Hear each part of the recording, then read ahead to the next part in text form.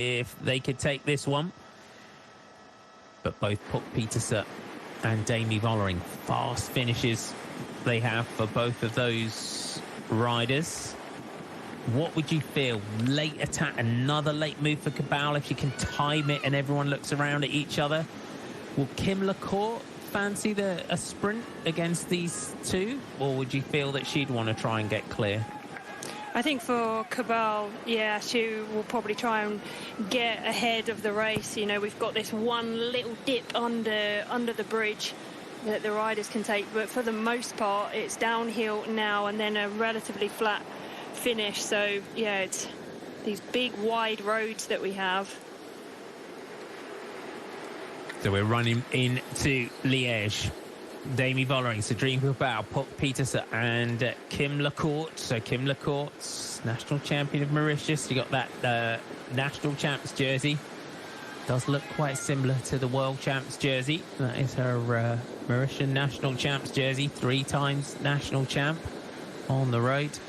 As Danny Christmas said, comes from mountain biking, but really is becoming one of the big stars on the road now. Fast running towards Liège, and then we do, as Danny said, we have that dip under the motorway bridge and then that small rise up towards the finish.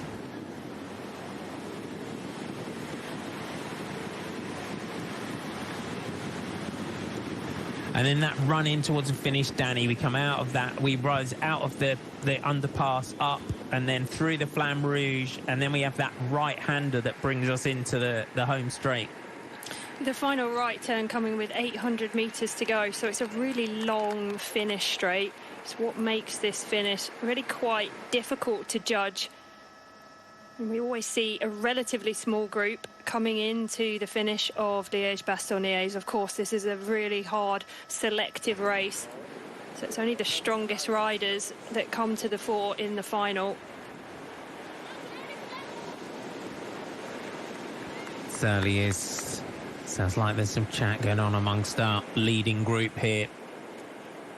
Short turns, a little flick of the elbow for Puk Pieterse. Looks like she's is that the radio? Lost the radio out the back at the moment. So Vollering swings across. Pieterse does the same. 1.1 kilometers to go.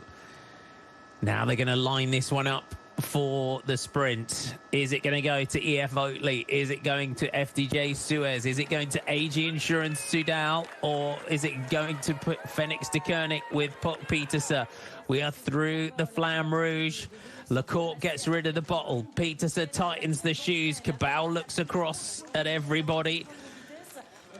She's got the wheel. You would say that she wants right-hand turn into the finish. It is a 4-up sprint between Demi Vollering.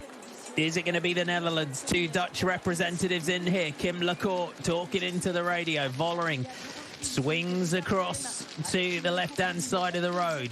You would say Pieterse, a third rider from the back, the rider that they're looking for and waiting for to make the move. Cédrine Cabal from EF Oatly. Kim LaCour, can she bring this one home now for AG Insurance Soudal?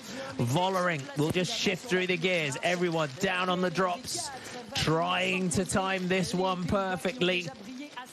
Ticking off the markers in the home straight. Everybody is poised and ready. Vollering on the front. Pieterse, you sense, is about to make her move. Kim LaCour's got to time this one. The sprint opens up. 200 metres to go. Kim LaCour straight down the centre. Kim LaCour and Puk Pieterse. It looks like it's going to come down to between those. Kim LaCour pulls clear. Kim LaCour sits up and celebrates for AG Insurance Soudal. It is a first big classic victory for Kim LaCour. She adds it to a Giro stage win from last year, but that was perfectly executed sprint, Danny Christmas. That was an incredible finish to Liège-Bastogne-Liège.